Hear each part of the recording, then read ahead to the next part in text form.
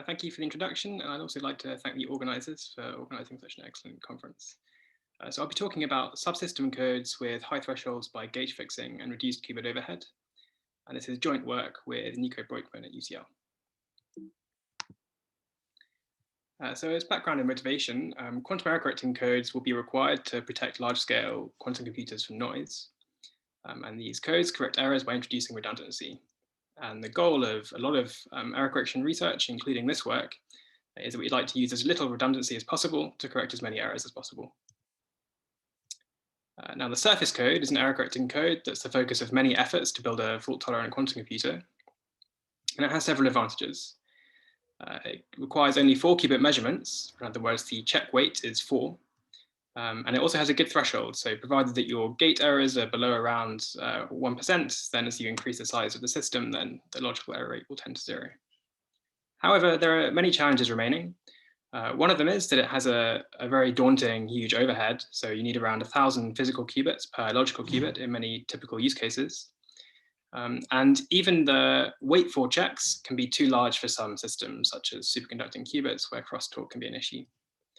And thirdly, the hardware is still currently above the threshold, so we'd really like to see if we could do better if possible. And so our work, we address these 3 challenges. There's been a lot of excellent prior work on reducing the qubit overhead, and in particular, there are many promising families of low-density parity-check codes. And low-density parity-check codes are stabilizer codes where the weight of the stabilizers are bounded above by a constant as you increase the size of the codes in the family. Examples of these families of LDPC codes are 2D and 4D hyperbolic codes, hypergraph and homological product codes, and recently fiber bundle lifted product and balanced product codes. And all of these families of codes, they improve on the surface code in a setting where the stabilizer measurements can be measured perfectly by either improving the number of errors that you can correct or in the number of logical qubits you can encode. However, there are caveats. So all of these families of codes have high weight checks greater than 4, and it's not at all clear how to schedule them all efficiently. So for example, actually choosing a sequence of quantum gates to read out the stabilizer measurement syndromes. And as a result, gate errors can eliminate the advantage they might have compared to the surface code. And also as a result of this, no code, to the best of our knowledge, has been previously been shown to outperform the surface code under circuit level depolarizing noise. In this work, we show how you can both reduce the check weight and the qubit overhead relative to the surface code. And we do this by constructing new families of finite-rate quantum LDPC codes with 3-qubit check operators. And then we show how these can outperform the surface code under circuit level depolarizing noise. We also show how the thresholds of subsystem codes can be improved, especially under bias noise models. And we do this by introducing a new technique for decoding subsystem codes and use something called gauge fixing in the software to obtain more useful information. So a quick recap on stabilizer codes. So stabilizer codes are error correcting codes defined by a stabilizer group, which is an abelian subgroup of the Pauli group on n qubits. And the code space of a stabilizer code is the +1 eigenspace of the elements of the stabilizer group. And the logical group of a stabilizer code is the centralizer of the stabilizer group. It's a set of Pauli operators that commutes with every element of the stabilizer group. Subsystem codes, on the other hand, are instead defined by a gauge group, which is a subgroup of the Pauli group that's not in general abelian. Now, the stabilizer group of a subsystem code is at the center of the gauge group. So it's the set of Pauli operators that commutes with every element of the gauge group, as well as being inside the gauge group. Now, essentially, you can think of a subsystem code as a stabilizer code where you choose not to store quantum information in a subset of the logical qubits. And we call these unused logical qubits the gauge qubits. So why would you do this? Why would you not use all of your logical qubits for storing information? Well, the gauge qubits can help with syndrome measurement. So as an example, for some subsystem codes, the stabilizers are the products of low weight gauge operators. And so what you can do is you can measure each gauge operator individually and then multiply the results to obtain a measurement of the stabilizer. And there are some important facts to be aware of. So the gauge operators generally do not commute, and as a result, their outcome is in general randomized. So for example, there could be 2 different ways of measuring the same stabilizer, and each individual gauge operator measurement will be uniformly random, and then the product will be fixed since it's a stabilizer. And also, subsystem codes often have high weight stabilizers, and so they can, in general, provide less good performance if, and a reason for this is that the stabilizers, since they have high weight, they provide less information, and also there can be more measurement errors. So for example, if one gauge measurement fails, then the whole stabilizer measurement fails. So now I'll introduce our new subsystem code construction. And before doing that, I'll introduce the subsystem toric code that exists, it's already in the literature. And I'll show you how that can be constructed from the hexagonal toric code, and our construction is generalized beyond this. The subsystem toric code can be constructed from this hexagonal toric code. And this is just a stabilizer code, a slight variant on the standard toric code, where we associate a qubit with each edge of this lattice, and then a Z stabilizer with each face, and an X stabilizer with each vertex. And so the stabilizer check weights are 3 and 6. Now, if we merge 2 vertices in each face of this lattice, then all the stabilizers still commute, but the number of encoded qubits is the number of physical qubits minus the number of independent checks. And in each face, we've now removed one of the independent checks. And so we've introduced logical degrees of freedom. So we've introduced a gauge operator for each face. And these loops here, this 3-qubit loop, is a gauge operator, an element of the gauge group. Another representation for this subsystem toric or surface code is shown on the left here, and this is the reference for the code at the bottom. And so here, qubits are on these yellow circles, these vertices of this lattice, and then each of these 3-qubit Pauli Z operators is a Z gauge operator, and the product of 2 Z gauge operators within a face is a Z stabilizer. Likewise, each of these 3-qubit Pauli X operators here is an X gauge operator, acting on a gauge qubit, and the product of 2 X gauge operators within a face is an X stabilizer. Now we generalize this by considering hyperbolic tessellations, so tessellations of hyperbolic surfaces. And a close cousin of the toric code is hyperbolic codes, which have previously been shown to have an improved encoding rate. They have a finite encoding rate and have improved parameters compared to the toric code. Now we take one of these codes and now we merge 4 vertices within each face. So this is a tessellation of 12 gons. And we merge 4 vertices within each face and we obtain this clover-like shape. And then in this alternative representation where we've now got qubits on vertices, this is the code that we have. So within each face, we have 4 of these 3-qubit gauge operators, and the product of all 4 of them is now an X stabilizer. And likewise, we now have 4 Z gauge operators within each face, and the product of the 4 Z gauge operators is a Z stabilizer. And so now we have stabilizer weights of 12 and gauge weights of 3. And this means that all of our check operators are now weight 3. So the check weight is lower than the toric code, but we have a better encoding rate. And so we have the improved encoding rate inherited from the properties of the hyperbolic codes that they're derived from. Now we've also got to be careful that the distance doesn't decrease relative to the stabilizer hyperbolic codes. In particular, you can multiply the logical operators by gauge operators, which are not fixed, and that can in principle decrease the distance. And so this is called the dress distance of the subsystem code. But what we show is that the dress distance of the subsystem hyperbolic code is at worst half that of the stabilizer code derived from the same tessellation. So that's shown on the right here. So each of these points is a finite tessellation of the hyperbolic plane or hyperbolic surface. And the number of them that we found are shown in the legend. And then the x-axis here is the distance of a stabilizer code derived from that tessellation. And then the y-axis is the distance of a subsystem code derived from the same tessellation. And we can see that at worst, the distance is reduced by a factor of 2, and at best it stays the same. And so in practice, we can just pick the codes that have the best distance, which is almost at the upper bound. And so we show these 2 upper bounds on the paper. So how do you actually decode these subsystem toric and hyperbolic codes? Well, each qubit is incident to 2 X-type stabilizers. And as a result, you can decode it in the same way that you decode the toric code. So you can construct a matching graph, which is shown here in black on the right. And here there's a vertex for each stabilizer and an edge for each qubit. And so given a syndrome, which is a set of -1 measurements of stabilizers, we can decode by finding the minimum weight perfect matching in V or some other similar decoder. So for example, I've highlighted in green here what could be an error on an edge for a qubit. You then get -1 syndromes at each end of this chain.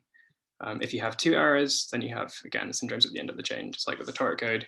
And so you're looking for the minimum weight chains that are consistent with the syndrome. That's with perfect measurements. Now with noisy syndrome measurements, you instead need to repeat the syndrome's measurements L times. And now you use a different syndrome, so you take the parity of consecutive measurements. And now measurement errors are these time-like edges in this 3D graph. So I've highlighted one in green here. This corresponds to a measurement error. Then you have syndromes at each endpoint of this chain here. And say you have a measurement error and a data qubit error, this can form a chain like this with syndromes at the endpoints. And so now the goal is to find the minimum weight perfect matching in this 3D matching graph. And I've open sourced the code for our variant of minimum weight matching as a Python package called PyMatching that you can find at that link. And one more thing I'll say on this slide is that later on in the talk, I'll use this alternative representation of the 3D matching graph. This is just exactly the same thing as on the left, but a bit more abstract, and just representing one face of the lattice. And that representation will come in useful later. So in summary, the low check weight makes the measurements much simpler to facilitate, and hyperbolic tessellations allow for a better encoding rate. However, these gauge measurements have to be combined to form high weight stabilizers. So a priori, we might not expect an improvement in threshold. And so that's where schedule-induced gauge fixing comes in. Now, gauge fixing is when you add a commutative subset of gauge operators into the stabilizer group and essentially change your mind about what constitutes a stabilizer. So for example, you can take an X gauge operator from the gauge group and insert it into the stabilizer group, and then remove all of the anti-commuting operators from the gauge group. So all the operators that anti-commute with this X gauge operator, and that's fixing this. This is called gauge fixing of that X gauge operator. And this was originally introduced to implement logical gates, but in this work we show how it can also be used to improve the error correcting performance of subsystem codes. And before I explain our technique, let's just look at what happens if you permanently fix some of the gauge operators in the subsystem toric code. Now, without using any gauge fixing, both the X-type and Z-type matching graphs of the subsystem toric code are this triangular lattice I've already showed you. And this is already known to have a threshold of around 6.5% with perfect syndrome measurements using perfect matching. If we permanently fix these X-type gauge operators as stabilizers and then remove the Z-type, we obtain the hexagonal surface code I showed you earlier. This is just a stabilizer code, not a subsystem code. And this has a Z threshold now of 15.9%, and the X threshold remains unchanged at 6.5%. So we've boosted the threshold of the X type. We've boosted the Z threshold. However, we now have a stabilizer code. We no longer have weight 3 checks. We now have to measure these weight 6 stabilizers. So it hasn't necessarily helped. And this compares to the surface code, which has a threshold of 10.3%. And then what we'll be doing is we'll be taking advantage of, we'll be using some of the benefits of this, but we'll be maintaining weight 3 checks and staying in the subsystem code. So let's just have another look again at the subsystem surface code and syndrome measurement using this other notation. So this is showing syndrome measurement, and the dots here are gauge. Each dot corresponds to a gauge operator measurement. So for example, this is an X gauge operator measurement, and this is a Z gauge operator measurement. And the ovals represent stabilizer checks, and so they're the product of the gauge operators that they enclose. And errors still occur on edges as before, so vertical edges are time-like measurement errors. And now this is the normal method of measuring a subsystem code where you alternate between X checks and Z checks. And as a result, the values of the gauge operators are randomized. So for example, this Z gauge operator here immediately follows an X gauge operator measurement, so its outcome will be randomized and say anti-commute. However, what we can instead do is we can consider schedules where we repeat some of the gauge operator measurements. Now, gauge operators of different types still don't commute, but operators of the same type trivially commute. And so we can treat the gauge checks temporarily as if they were stabilizers. So for example, here, since we've only just measured an operator of the same type, we can temporarily fix this as a stabilizer. And now we effectively have a weight 3 stabilizer temporarily. And so we consider different schedules, so we can repeat the same parity type several times. And by doing that, you increase the number of time steps where the gauge measurements can be used as stabilizers, and the average stabilizer weight decreases, and the average node degree decreases. These are the schedules we use in our work. The left one is from the original subsystem toric code, and then on the right is a slight generalization for other schedules. The point I'll make here is that because these are weight 3 gauge operator measurements, we have a very nice property, which is that every individual circuit fault will result in at most 1 data qubit fault. So there are no so-called hook errors where a single fault can lead to, say, 2 data qubit faults.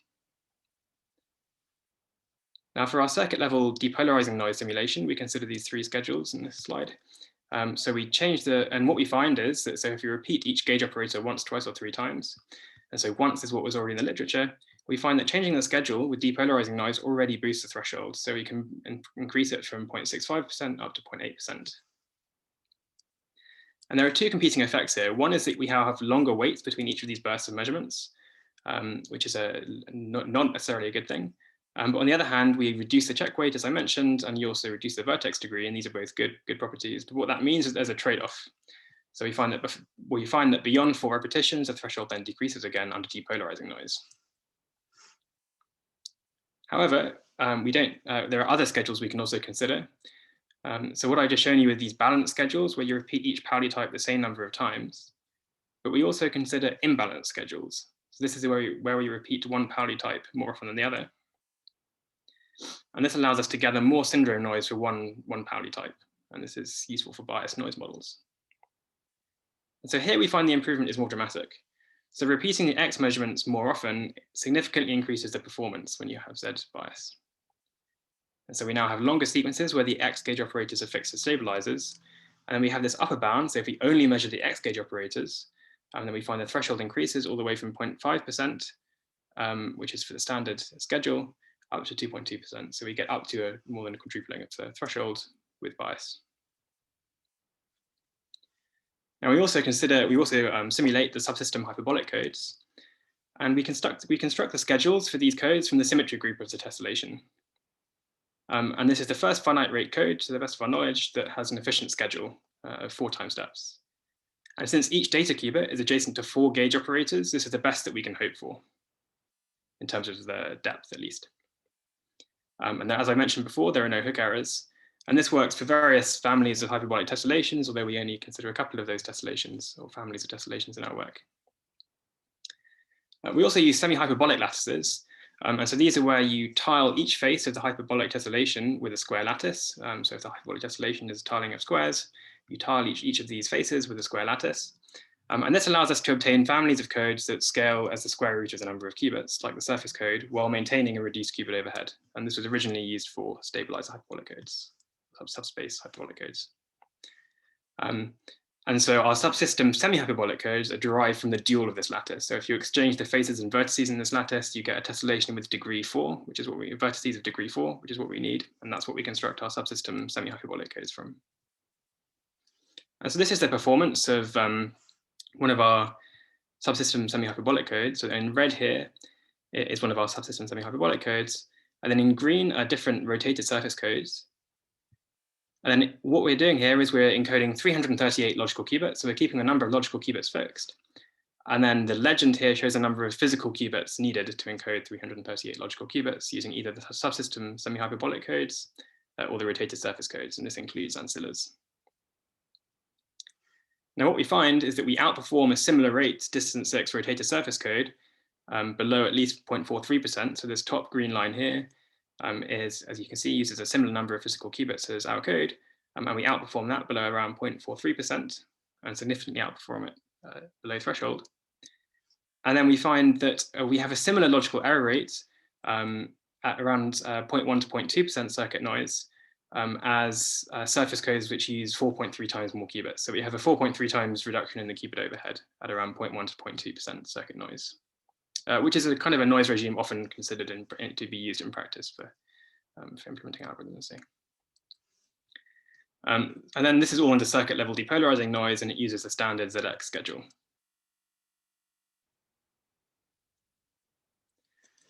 There are other applications of our techniques.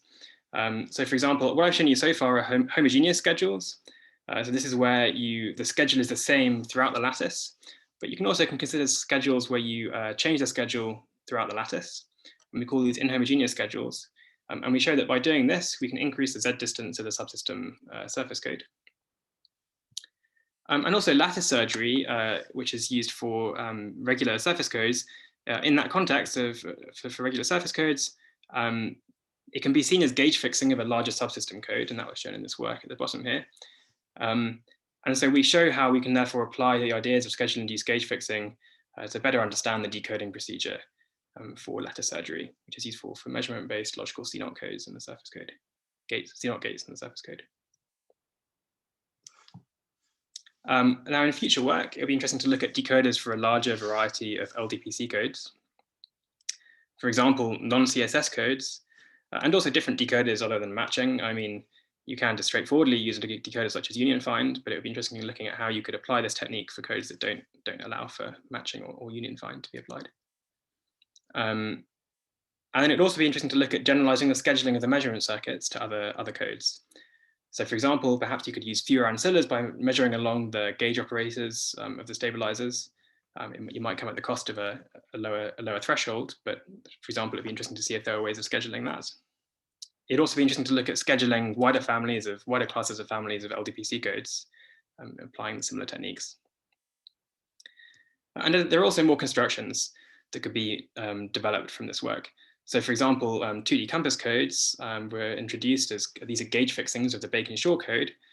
So the Bacon-Shaw code allows, it can be treated as an ansatz to construct regular stabilizer codes.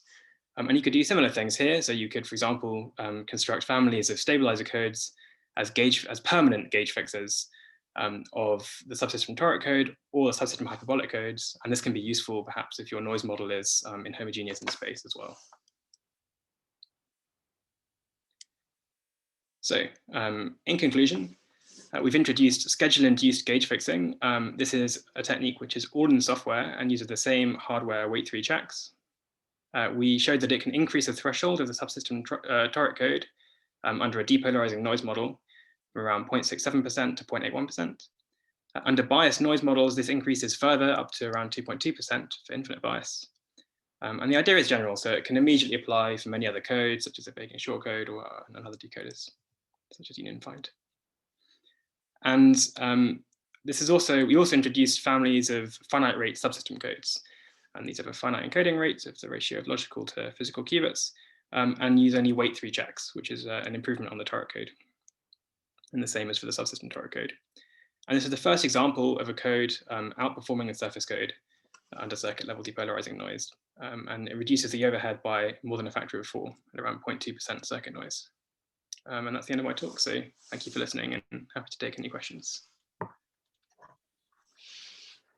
Okay, thanks for sharing those impressive results with us, Oscar. So we've got a question here, which started off with someone asking maybe a naive question, but would non-periodic schedules make sense? And there's been a follow-up question, which was, how about schedules that adapt to the errors detected? So you change what the schedule is depending on what you see in various rounds.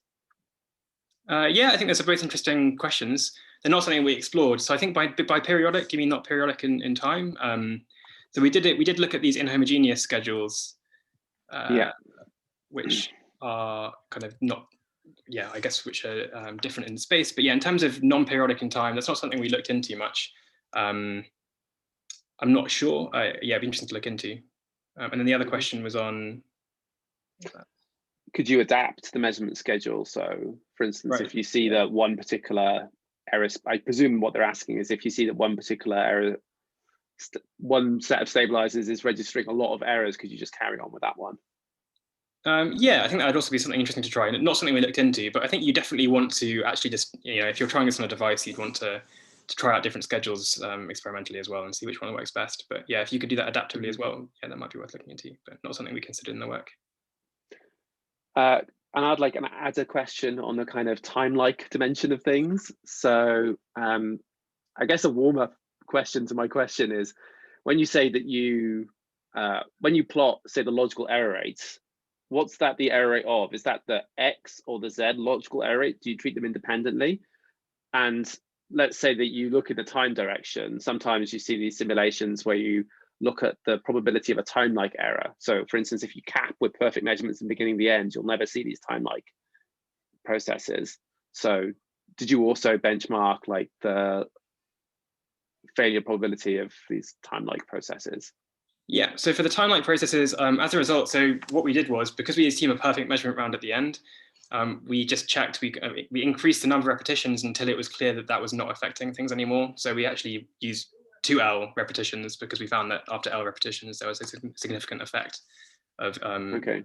But so we basically we assumed perfect measurements at the end to keep even parity rather than using a sliding window technique, say from the Dennis paper.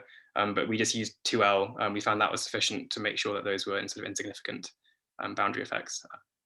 So the boundary effects have an insignificant effect on the X and Z logical error rates, but you haven't necessarily benchmarked the rate at which time-like errors are suppressed as you increase the time direction. No, so we didn't benchmark that as a function of the increased time direction. We just made sure they were kind of insignificant compared to the X and Z errors. You don't see that simulation very often, but I think it's important. So yeah, no, agrees. Yeah. Okay, Mike, did you have a question? Yes, thanks for the great talk, Oscar. So I wanted to ask about the weight of the gauge operators. Is 3 the minimum limit with your approach? Because I know there's like this 2D subsystem color code due to Bombin, which has weight 2 operators. No, yeah, the gauge operators can be any weight you like, as long as there's a. So yeah, you could apply it to many other codes. The property you need really is just that the gauge operators, in a sense, factorize the stabilizers, and then other than that, you can apply them to other codes. So, for example, the Bacon-Short code with weight 2 checks could certainly apply that to the Bacon-Short code. You wouldn't expect to recover a threshold, but it could certainly improve the performance for, say, finite error rates or finite distance codes. But for the codes you constructed, they all have weight 3 ones. Yeah, so the only ones we numerically evaluated were the subsystem toric code and the subsystem hyperbolic codes. But it could certainly, the technique could be directly applied to any subsystem code where defects come in pairs. So there are 2 stabilizers of 1 Pauli type per qubit.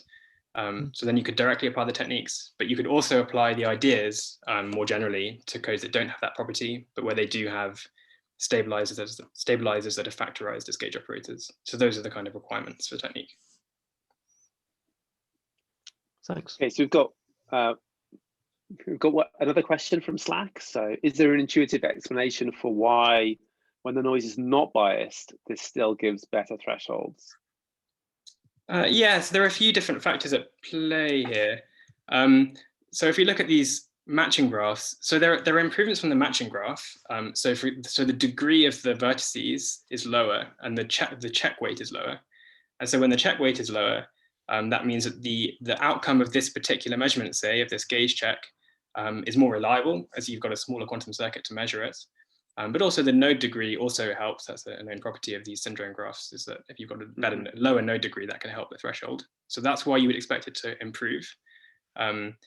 The only effect that's not helping you is that you're waiting longer, which is, so far, everything I said should only improve the threshold. But the reason it's not going to help you forever is that you've got these weights. So let's say you've measured the Z gauge operators 3 times. That means that this check here has had to wait longer than it normally would, and so it will be less reliable. So there's this trade-off for depolarizing noise. I mean, for biased noise, the trade-offs are more favorable. But for depolarizing noise, you do get an improvement, but it is limited because of these weights. Yeah, it's a property both of improved reliability of the measurements because the check weight is lower, and also improved properties of the syndrome graph. Okay, thanks. So let's all virtually thank Oscar again and all of the other speakers of this session. So I'd like to remind everyone that the roundtable session will be commencing now for all 3 of the speakers in this session. If you're in the Meet Anyway platform, you should find something that says roundtable just below you there. So if you click on that link, it will take you to a PDF, scroll to the correct session, which is session 3, parallel B, and then there should be a link for each one of the 3 speakers.